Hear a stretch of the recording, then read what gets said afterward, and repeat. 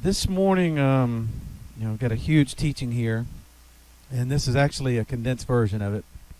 But it's based off of a couple of dreams that came while I was away, and it was when I was in Denver, Colorado this past week. Um, and all of you are aware that some of the fires that are still blazing.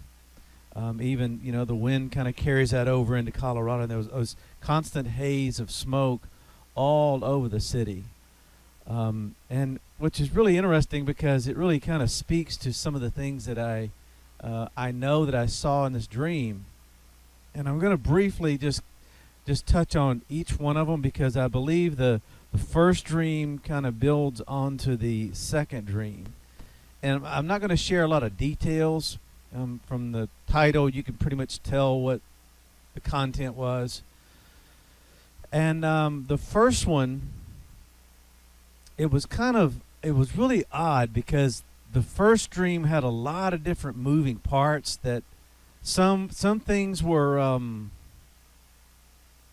I could tell that they went together, but then there was other things that were just like, why is this in this dream? And really, the main point of the first dream that I feel that really stood out when I woke up was how that we do not need to look back. We need to continually keep our thoughts going forward, and I'm purposely not going to share details. Number one, they're grotesque. It's not something that's very enjoying to see. And lest anybody think, well, how's that possible? Well, let's kind of read through the book of Ezekiel and read Jeremiah, and there was a lot of destructive things that these prophets saw in advance before they even happened. And this is not a D-Day. This is not a doomsday. I almost titled it Doomsday, but hence the DD there. But we don't have to fear. We don't need to be discouraged because from the title, you can see this is what the Lord's promising all of us. He's going to be providing incredible deliverance in the midst of great destruction that is coming. For us, for people like us. And so that first dream happened, and it seemed like it was hours, just continually, like all night, just one scene after the other. But the main point that I remember, and we're going to focus on a verse here that we all know very well. As God brings us into great points of deliverance with destruction behind us, we should never look back like Lot's wife. And that was the main point of that first dream. So that happened one night, and the very next night, there was this second dream. And all throughout this dream, I saw different scenes where there was destruction everywhere. I mean, it was like this scene happened, and I saw this city. And remember, I was in Denver, and I don't know if there's any significance there, but well, there is significance because of the smoky haze that was there, and I know that we need to be ready for the day of the Lord is darkness, right? I mean, we don't need to forget those teachings, and but His light is going to shine upon us. His light is going to shine upon those that are representing what He's doing in the earth at this time frame and moving forward. And so that's kind of the backdrop of this. Now, while I was in Denver, and I just thought of this morning when I was doing some last-minute studying and looking at verses, I was in one of their detention centers all this past week. And, man, there were difficulty after difficulty. I mean, sometimes things go really smooth. Other times it's like there seems to be major problems and nothing can get fixed. But I remember going into one of the they call them housing units or pods, whatever you're going to call it. And I'm teaching, okay? Now, I remember Jesus was in the midst of environments where he was teaching, and there were disruptions all around. The environment was anything but not disruptive. It seemed like everywhere he went, the enemy or people were always rising up and trying to be disruptive and prevent him from the mission or the task at hand.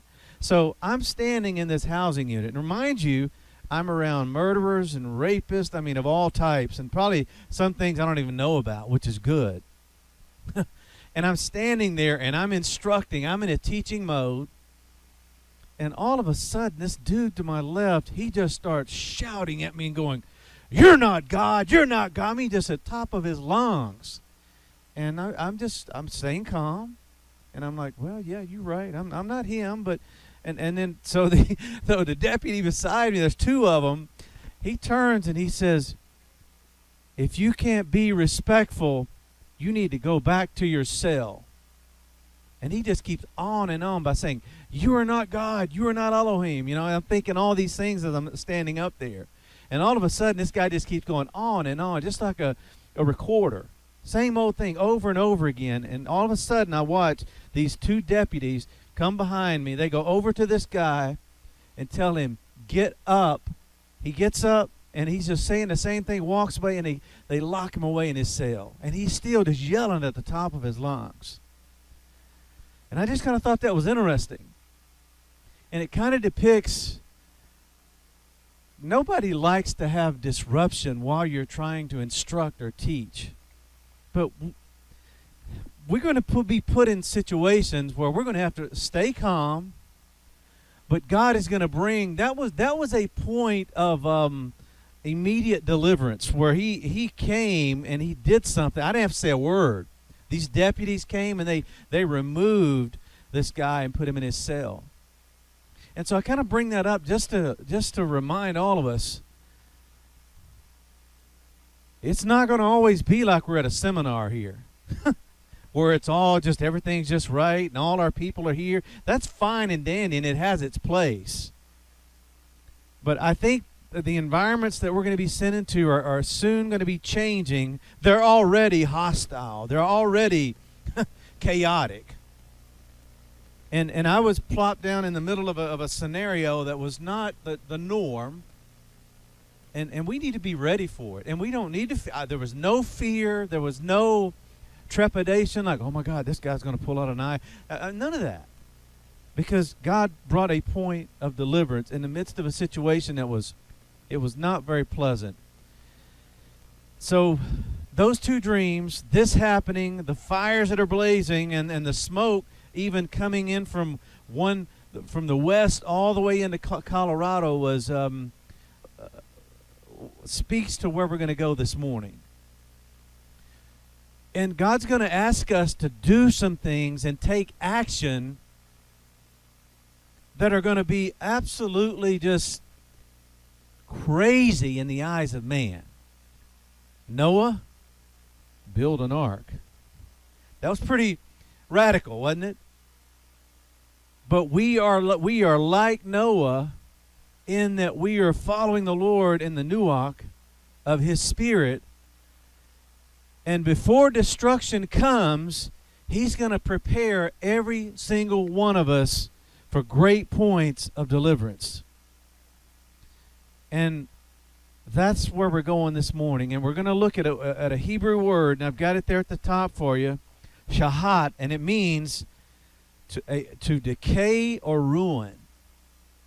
And when you think about the term to decay, I think about the remains of like the destruction of a building or even a city that's been destroyed or is in like in total disrepair or like a state of decay. That's really what I think about when I see that word. And if you look it up, I mean that's kind of a definition of it. And if we let the Scripture kind of speak to us about this, we'll see that some of the facets of who God is in judgment and burning, or the fire of the Lord. Fire can be something that is is used for refinement, and let's pray that that's what it is most of the time, but it can also be very destructive. It can be devouring, Scripture says, consuming. And it's dependent on what the people and the places are actively engaged in and doing as to what quality it personifies. The days of Sodom and Gomorrah are here. And there's coming, and I know I'm not being detailed, and I don't want to go there because some things, I did not want to see this. I didn't go to sleep that night thinking, oh, I'm gonna have a bunch of destructive dreams here, and I'm gonna see all this bloodshed. No, the Battle of Armageddon, it's full of blood, right? I mean, the Battle of the Warriors involves warfare and blood, and I mean it's gory. But we're going to operate like a Moses, where we stand in the gap as intercessors, right? There's a lot of principles here that I think are really going to take on a new shape for all of us. So I want to go back to the very beginning in Genesis 6. And this is the first time that this word destroy is used. And that's what we're going to really look at. It's translated in other ways, but it's primarily translated as destroy. And it just to mean to cause something to decay or to be absolutely ruined. And in Genesis 6, verses 1 through 7, it says this. And it came to pass, when men began to multiply on the face of the earth, and daughters were born unto them, that the sons of Elohim saw the daughters of men, that they were fair, and they took them wives of all which they chose. And Yahweh says, my Ruach will not always strive with man, for he is also flesh. Yet his days will be 120 years. There were giants in the earth in those days, and also after that, when the sons of Elohim came in unto the daughters of men, and they bare children of them, the same became mighty men, which were of old, men of renown. And God there is Jehovah, saw the Ra of man was great in the earth. This is how God is looking into the earth today. What does he see? We know his eyes are capable of looking and seeing the Tob and the what? The Ra, the twistings. So the environment that is currently happening in the political realm and in every other realm in this earth, he sees everything that's going on. He's been very merciful, and he still will be, and he's very compassionate. But we all know the end is going to be absolute destruction of the old and the bringing in of the new, right? The end, the Scripture says he's going to do away with the current earth. He's going to create a new heavens and a new earth, right? That is a very destructive thing. Why would God? It almost sounds like he's very cruel and mean. But we have to always, and I remind myself too, just like I'm telling you, God does not think the way we think in our carnal nature. He does not think the way man does. He is absolute perfect. So why? He's wanting to restore things back to the way, to his original intent, right? We know that. That's a principle. So why would he come in a destructive manner to an entire city like Sodom and Gomorrah, like Dallas, or like Denver, or like California? Why is the fire of the Lord being revealed from heaven? People are interpreting this in many different ways. I think he's causing these things to happen to let mankind know this can be a refining quality of what I'm doing in you, or it can be a destructive thing. And if mankind determines in their heart that they're just going to continue down their own pathway and their own agenda, God's going to let it happen, but his fire is going to come, right? It's destructive right now.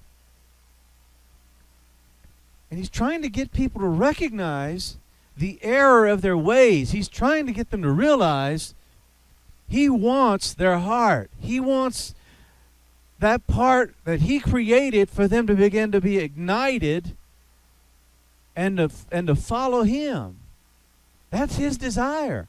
When it speaks of, we all know this, just reminding us, when the scripture talks about the jealousy of God, the jealousy of his heart, it's not the same, it's pure jealousy.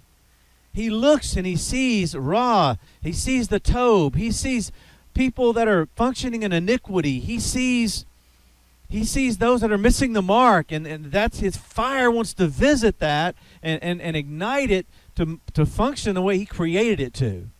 It's a pure, and sometimes our words cannot really mine can't do much justice in describing a pure jealousy and a pure hatred. It almost sounds like an oxymoron, doesn't it? Jealousy and hatred and love, but it's there. It's just who he is. But his intent is that mankind would function like he created them before the fall. And here we have this situation where Yahweh is looking at the twistings of man, and he classifies it as great in the earth. And he even takes it a step further and says even the imagination of the thoughts inside the heart are twisted on a continual basis. And then in verse 6 it says, and it repents Yahweh that he had made man on the earth. Nakam, and pastors taught much about that. And it grieved him at his heart. So when he looks in the earth and he sees his creation, every person on this planet was created and formed by God. And when he looks at his creation and he sees the twistings, he's grieved at the very center of who he is. And then Yahweh says, I will destroy man. Here's that word, shahat. I will destroy man whom I've created from the face of the earth. Both man, beast, creeping thing, and the fowls of the air. There's a fourfold progression here. For it repents me that I have made them. That's kind of hard to imagine. It really is. But when you think of a pure, holy God that cannot tolerate, he has a zero tolerance for iniquity, missing the mark. He just does. That's just, he can't stand it. And when he sees it, he has to respond in some action.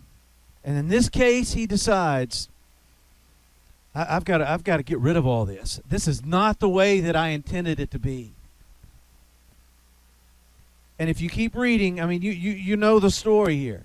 And we're going to keep reading because these are preparations for upcoming destruction. Now, I know the scripture says, before anybody thinks, well, he said he'd never do this again. Okay, well, you go and read Revelation. I'm not saying he's going to release a flood like this, because he did say he's not going to do it in this way ever again. But there's still prophetic things that God said he's going to do that have not occurred yet that are coming. But you know what? There's hope. There is hope, because verse 8 says, but Noah, or Nuach, what did he find in the midst of this? Grace. Where did he find it? In the eyes of Yahweh. In the visionary capability that it's always associated with the eternal plan. And then he says, these are the generations of Noah. Noah was a just man, and he was perfect in his generations. And Noah walked with Elohim. You know, when you're walking with someone, it's not a one-time thing, right? I mean, it says he's I love that terminology. Pastor's written a book, and we had that seminar on Elohim, and it speaks. Walking with Elohim should let everybody know that it's not just about salvation or it's a one-time thing, or being baptized in the Spirit and speaking in tongues one time, and it's ongoing, moving continually. It's not stationary if you're walking.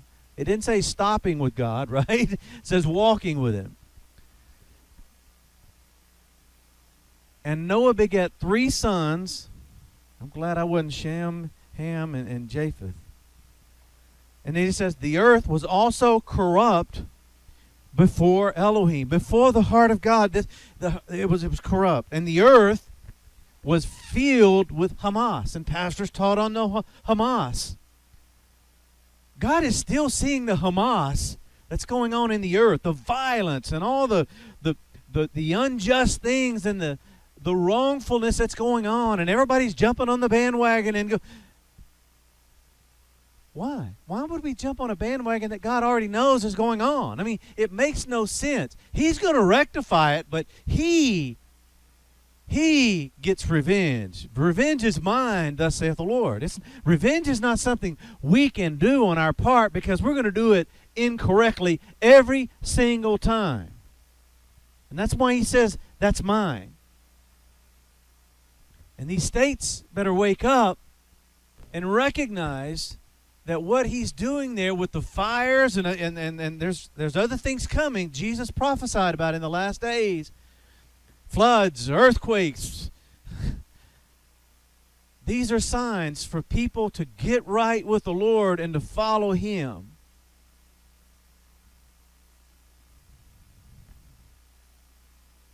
And Elohim looked, Ra'ad, upon the earth, and behold, it was corrupt. There's that word again.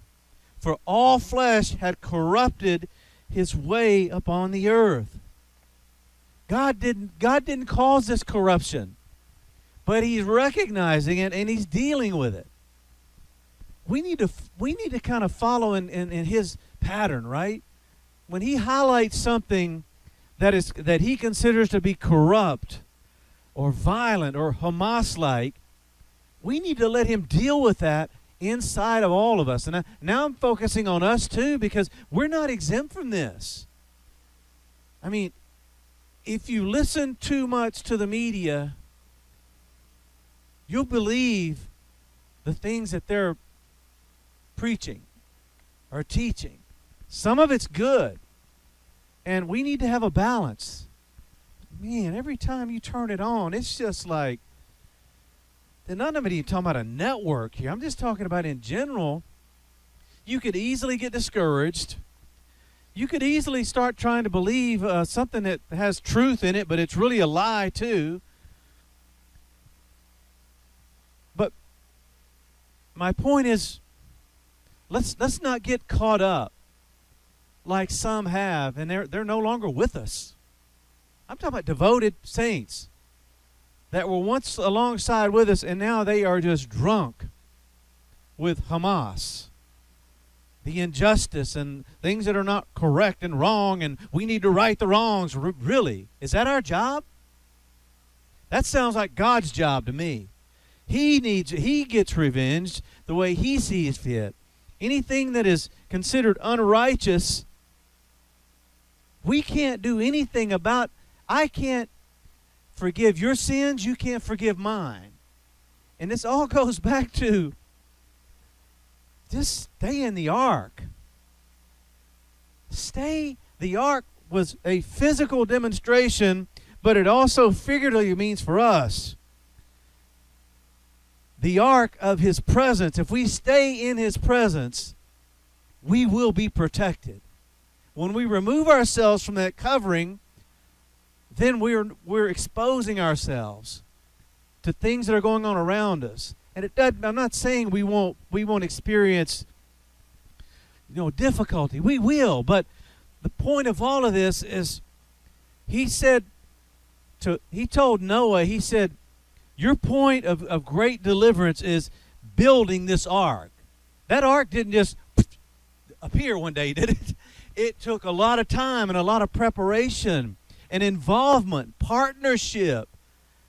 God told him to do it. If Noah would have thought, well, did I really hear Him say build an ark? And then just decide, well, no, I'm not going to do that. We know what would have happened, right? he and his entire family would have been impacted because of his decision to not partner with God in building that ark. But we know he did. And the scripture says here in a minute, we're going to read it, and I'll go ahead and do it now. It's perfect timing. And God said to Noah, all flesh, Elohim said unto Noah, the very intent, the heart of who he is, he's letting Noah know the end of all flesh has come before me. For the earth is filled with Hamas through them, and behold, I will destroy them with the earth. And then here's the directive: make thee an ark of some of that gopher wood. Room shalt thou make in the ark, and shall pitch it within and without with pitch. And he gave him specific instructions on how to build the ark so that it could house the people and the animals during the time of the flood. And Genesis 6:22 says, thus did Noah, according to all that Elohim commanded him, so did he. Now, as we move forward as a people, I don't know, he may tell you, hey, Les, build me a boat. Or he may tell you to do some really wacky things. He may tell you, hey, don't get on that plane. And there come a major deliverance because we obey the voice of the Lord. And that's the key. We obey what he says to do, and major deliverance comes when destruction is all around.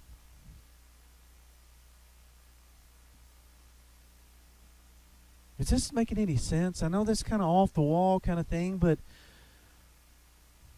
I wonder how some of these guys.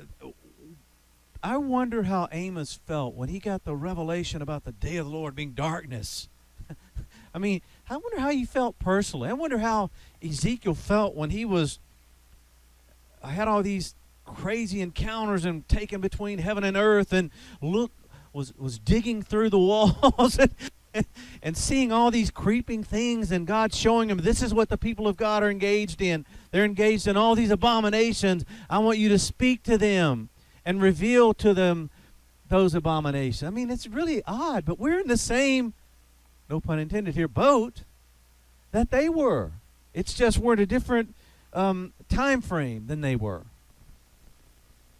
So I really find great encouragement in that, in reading things like Ezekiel and Amos and Jeremiah, and because if it happened to those individuals, and I look at where we are, and I think, why all this destruction that I saw? Well, they saw it too, so it helps me, is what I'm saying. It should help you as well. Now, let's keep going, because in Genesis 9, and I'm kind of skipping around here because there's just so much to this, but in Genesis 9, Elohim establishes his covenant with a Nuach individual. This is nothing new here, but let's look at this together. And Elohim spake unto Noah and to his sons with him, saying, and behold, I establish my covenant with you, with your seed after you, and with every living thing that is with you, of the fowl, of the cattle, and every beast of the earth with you, from all that go out of the ark to every beast of the earth. I will establish my covenant with you. Neither shall all flesh be cut off any more by the waters of a flood, neither shall there any more be a flood to shahat the earth. And Elohim said, this is the token which I have made between you and every living creature that is with you for perpetual generations. I do set my bow in the cloud, and it shall be a token of a covenant between me and the earth. And it shall come to pass when I bring a cloud over the earth that the bow shall be seen in the cloud. And I will remember my covenant. So the first two I wills is he says, I will establish my covenant. Now he's saying, I'm going to remember my covenant. Not that he's forgetful, because we know he can't forget. That's more or less for us, that we also remember he's made this between me and you and every living creature of all flesh. And the waters shall no more become a flood to shahat all flesh. and the bow shall be in the cloud, and I will look upon it, that I may remember. And then he adds an adjective, the everlasting covenant between God and every living creature of all flesh. And Elohim said unto Noah, this is the token of the covenant which I have established between me and all flesh that is upon the earth. Man, there's so much there. But you see, God, before destruction came, he said, I have someone that I want to partner with, and I know those that are functioning in my nuach. He knows that. He knows that. We cannot convince God and do anything to make him realize that we're the nuach individual. He already knows. And a lot of what he's done in all of us is because he knows what he's doing in the earth. He knows what he's doing in us and as a people. So most of the church they have no idea of some of these things. Yeah, there's a small percentage that do. But even that small percentage really doesn't have the depth of understanding and revelation that he's given to us. And that's not a prideful thing. That's just a factual thing. But we have the privilege to be able to share this with all the people that we encounter. You know, the days where we used to kind of go, well, I don't think I'm supposed to say anything, and we kind of shy away a little bit. Those days are gone. Those days are gone. The enemy is shouting, you're not God. And I mean, all up in our face. This dude was 3 feet away from me. I kept my composure, and the task at hand was to teach. No matter where we're at, no matter what the enemy's saying, God is going to do this again and again. He's prepared us for points like this that are coming very soon. It might be in the form of a flood. It might be the fire of the Lord just blazing down from heaven on another place in our country or even overseas. But when fire hits, we should know immediately, okay, is it come to devour? Is it come to destroy? Is it come to refine? There's all kinds of qualities to it. And in much of what I'm talking about, I saw it in a destructive manner across different cities here, and I did recognize some that were in other countries. But he's going to protect us. He's going to give us great points of deliverance. We will not, this will not come nigh to us. And I think the pandemic was just the beginning. Now, Genesis 13 says, and I've already referenced this, it speaks of destruction of cities. In Genesis 13, 10 through 13, Lot lifted up his eyes, and behold, all the plain of Jordan, that it was a well-watered everywhere before Yahweh destroyed Sodom and Gomorrah, even as the garden of Yahweh, like the land of Egypt, as thou camest unto Zoar. Then Lot chose him all the plain of Jordan, and Lot journeyed east, and they separated themselves the one from the other. Abram dwelled in the land of Canaan, and Lot dwelled in the cities of the plain, and pitched his tent towards Sodom. Mistake number one. Don't ever pitch your tent towards Sodom, a city like Sodom. But the men of Sodom were wicked, raw, and sinners before Yahweh exceedingly. Do you think God loved these people? Absolutely. But he's identifying what he sees in his pure vision. That's all he's doing here. He's saying, I know there's so many people that better wake up, that are just giving a bunch of lip service. God knows those that speak the right things around the right people, but their heart are so far from him. And I'm not saying that's us. I'm just saying, you've been around people. They say one thing, and they do 15 other things. Their mouth and their heart are not in alignment. Something's wrong. That touches on every area for all of us. And I'm praying, and I know you are as well, and we've done this, but our government, man, I don't know what's going to happen. But I'm praying that God will, when things get really dark and gross darkness starts to cover the earth, that we quickly notice the light that's going to shine on us, because light overtakes darkness. Light overcomes it, and light reveals darkness. And we got to be ready, y'all. I'm serious. What I saw was so destructive, I mean, it was like being in World War II all over again. We need to be ready, and I know we are. He's prepared us for this. And when we are led to places where the plagues of Egypt are going to be revisited again in our day, we need to remember Moses. We need to remember the people that God, and He's so merciful. Don't get me wrong, so gracious, so compassionate. But we just need to be ready for what's coming. Now, as we continue to look at Genesis, there's a lot that we're looking at from the book of the beginnings. Elohim remembers Abraham. In Genesis 19, beginning in verse 15. It's a long passage, but we're going to stop as we go through here.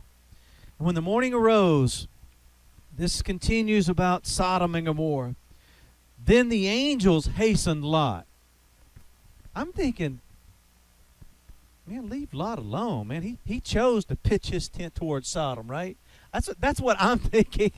You've thought it too when you've read it. You're like, leave him alone, man. He's making all these decisions that are not good. But the angels hastened Lot, saying, arise, take your wife, your 2 daughters which are here, lest you be consumed in the iniquity of the city.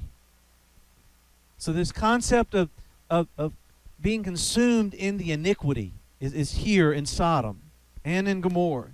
And while he lingered, I'm thinking, lingered? 2 angels just tell you to get up and leave, and you're going to linger? What is wrong with you, Lot? The men laid hold upon his hand and upon the hand of his wife and upon the hand of his 2 daughters, the Lord being merciful unto him. There it is. And they brought him forth and set him without the city. And it came to pass when they brought him forth abroad that he said, escape for your life. Here's the directive here. Look not behind thee. That was the first dream where I was there, and I could get the sense that feeling the urge to look behind, but then no, go forward at the same time. Neither stay thou in all the plain, escape to the mountain, lest you be consumed. And Lot said, oh, not so, my Lord.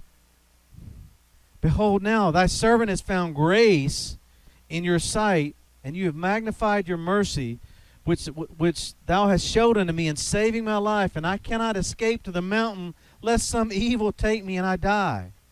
Behold now, the city is near to flee unto, and it is a little one. Oh, let me escape thither. Is it not a little one, and my soul shall live? And he said unto him, see, senorita, I have accepted thee concerning this thing also, that I will not overthrow this city which thou hast spoken. Listen to this word here. Haste thee, escape thither. I can do nothing until you've come out of here. Wow, that's pretty amazing, right?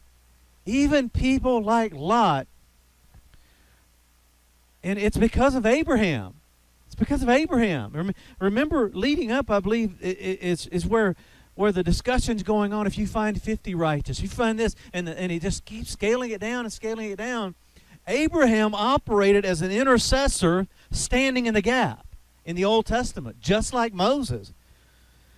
And if we keep reading, it says, therefore the name of the city was called Zoar. And the sun was risen upon the earth when Lot entered Zoar. Then Yahweh rained upon Sodom and Gomorrah brimstone and fire from the Lord, or Yahweh, out of heaven. That's an interesting concept, right? Brimstone, fire coming out of heaven. And he overthrew those cities and all the plain and all the inhabitants of the city and that which grew up on the ground.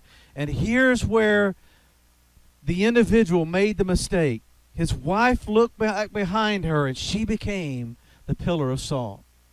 The angelic representative specifically said, God already knew that Lot had made the mistake by pitching his tent towards Sodom, but now he said, do not look back. And she made the mistake, and then she became the pillar of salt. And Abraham got up early in the morning to the place where he stood before Yahweh. And he looked toward Sodom and Gomorrah and toward all the land, and beheld, and lo, the smoke of the country went up as the smoke of a furnace. And it came to pass, when Elohim destroyed the cities of the plain, that Elohim remembered Abraham. That is us. He's going to remember those that are following him in an Abrahamic relationship. He's not going to let these destructive things that are coming affect us. He's going to make a way, and he's even going to make a way for those that are pitching their tent toward a Sodom, like he did with Lot. He didn't have to do that, but it was because of Abraham. The actions of Abraham caused this to happen. I think that's very significant. Those that we love and those that we are close to, God is going to allow them to escape before destruction's released. And that's a promise that we can all hold on to.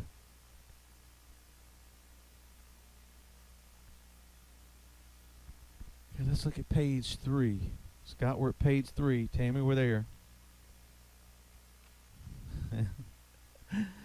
Okay. Now, let's look next at, and we're going to go through Exodus a little bit here. This involves deliverance from the destroyer. In Exodus 12, 21 through 28, then Moses, these are some pretty incredible individuals, right? We've already seen and talked about Noah, Abraham, and now Moses. Great company to be among, right? And Moses called all the elders of Israel and said unto him, draw out and take you a lamb according to your families, and kill the Passover. And ye shall take a bunch of hyssop, and dip it in blood that is in the basin, and strike the lintel and the two side posts with the blood that is in the basin, and none of you shall go out of your door of your house until morning. For the Lord or Yahweh will pass through to smite the Egyptians, and when he ra'ahs the blood upon the lintels and on the two sides of the post, Yahweh will pass over the door and will not suffer the shahat to come in and smite your houses. There's when I see that blood, right? Passover. When destruction was coming, when you're covered in my blood and I see it, and I ra'ah it, then this destroyer will not be able to come nigh into any of your houses. God is going to take care of his people, no matter what's coming destructively. And you shall observe, shamar, guard over, attend to everything that I've told you to do in this thing, for it's an ordinance to you and your sons forever. And it shall come to pass, when you come into the land which Yahweh will give you, according as he's promised, that you will shamar this service. Guard over it. Do it. And it shall come to pass, when your children say unto you, what does this service mean? That you shall say, it is the sacrifice of Yahweh's Passover, who passed over the houses of the children of Israel when he smote the Egyptians and delivered our houses. Great deliverance for the people of God because of him seeing the blood that covers us. That is a great promise for all of us. And the people bowed the head and they worshiped.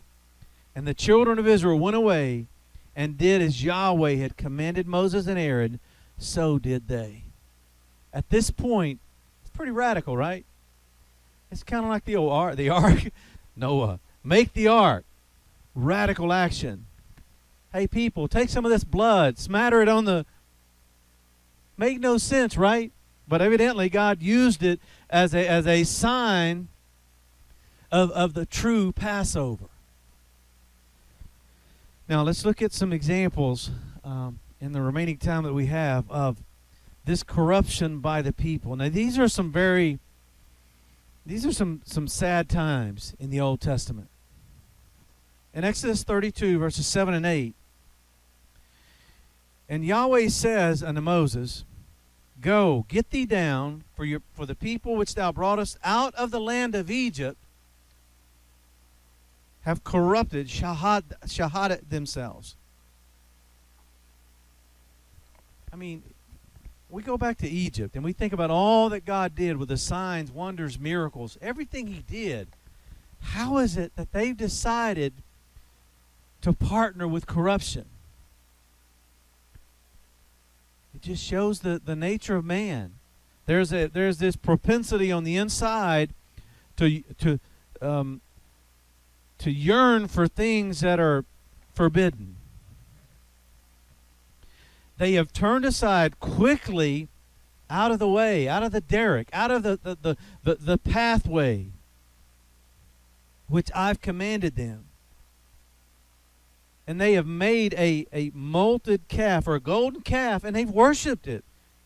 And that's bad enough that you're engaged in corruption, and you've taken and you've made an idol, a golden idol, and you've worshipped it, but now you're sacrificing to it.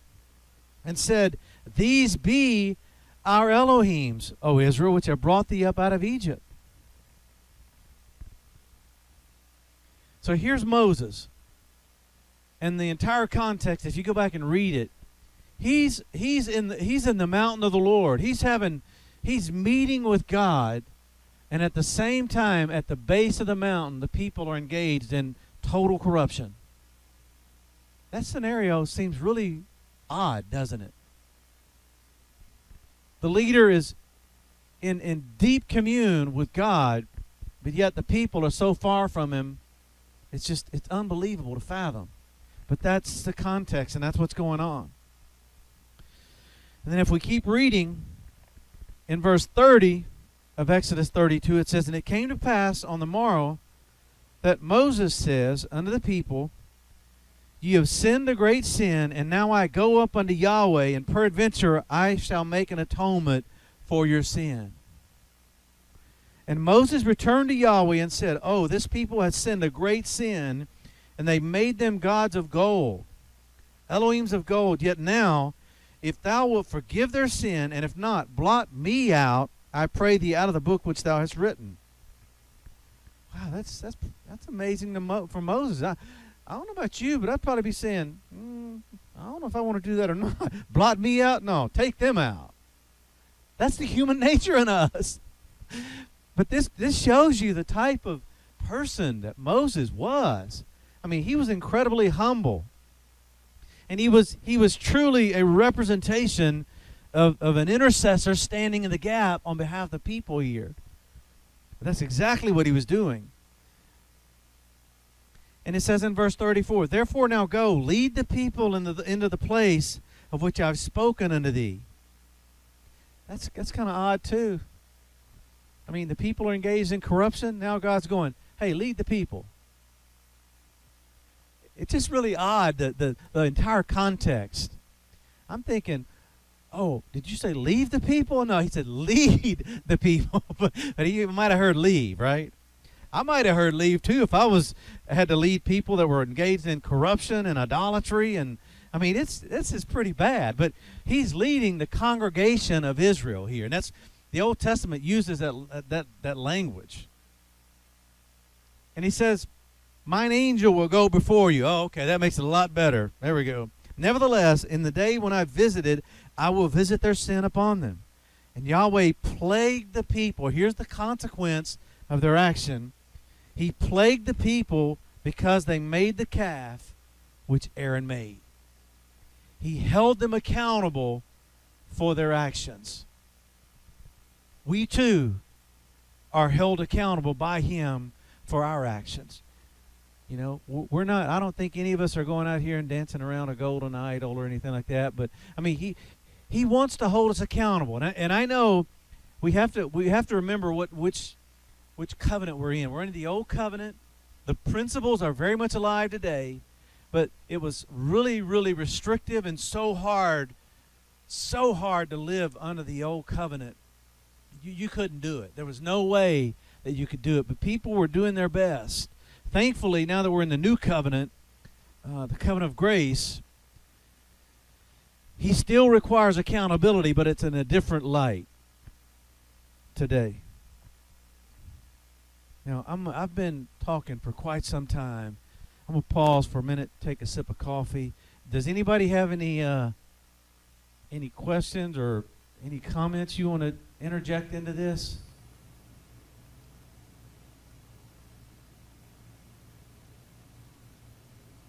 Okay.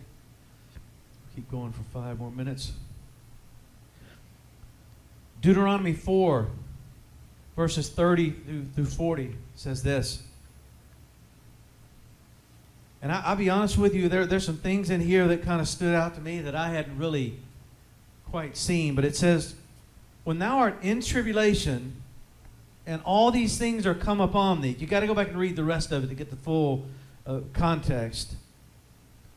Obviously, tribulation is something that's negative, though. And he says, and all these things come on unto you in the latter days, if you will turn to Yahweh your Elohim, and be obedient unto his voice. For the Lord thy God is a merciful God. He will not forsake you, neither destroy, neither shahat thee, nor forget the covenant of thy fathers which he sworn to them. So God is even at this point saying, in the midst of trying situations, it's tribulation here, and a lot of other things that are coming on, if they will turn and they will be obedient to his voice, then God's not going to forsake them. God's not going to release destruction, and he's going to remember his covenant.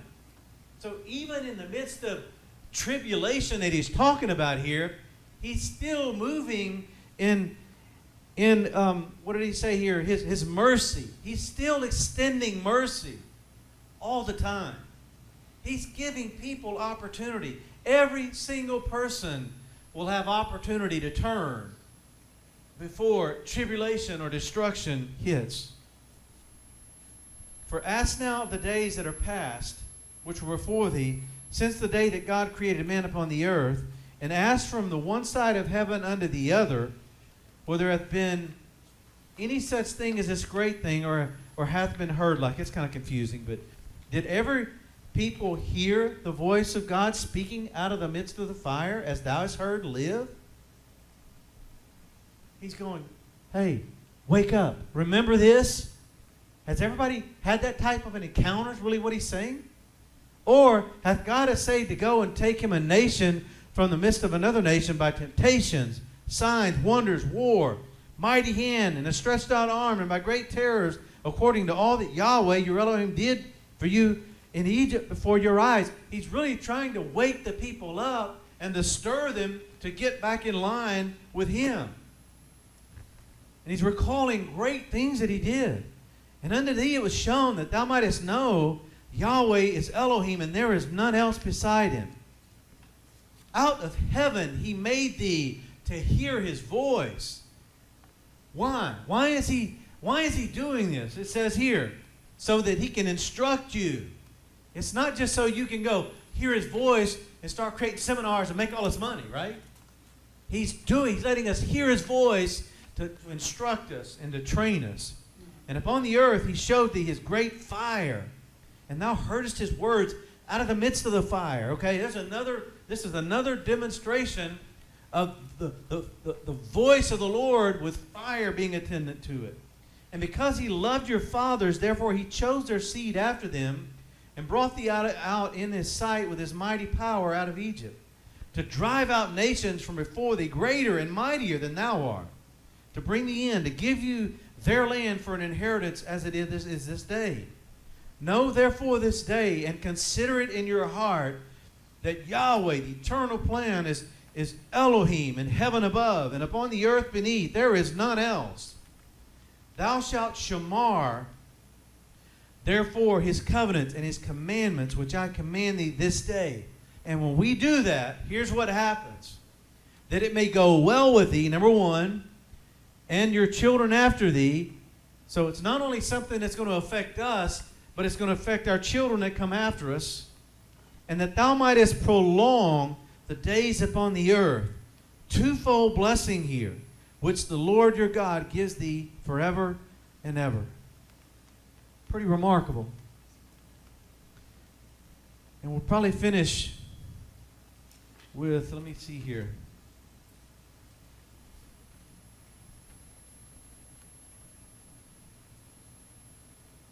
I'm just scanning real quick here to see. Let's look at page 6. There are several instances where this word destruction is used in Daniel. Talks about kings rising up and wanting to destroy the mighty and the holy ones, focused on us. Malachi talks about rebuking the devourer and rebuking of it, and he shall not shahat the fruits of the ground. So the enemy is not going to be able to devour the fruits of our ground. And then I want to finish with this verse in the New Testament. I didn't do much study there, but I did want to read these last 3 verses. The destruction of the wisdom of the wise. In 1 Corinthians 1, 17 through 19, the Apostle Paul writes, "For Christ sent me not to baptize, but to preach the gospel, not with wisdom of words, lest the cross of Christ should be made of none effect.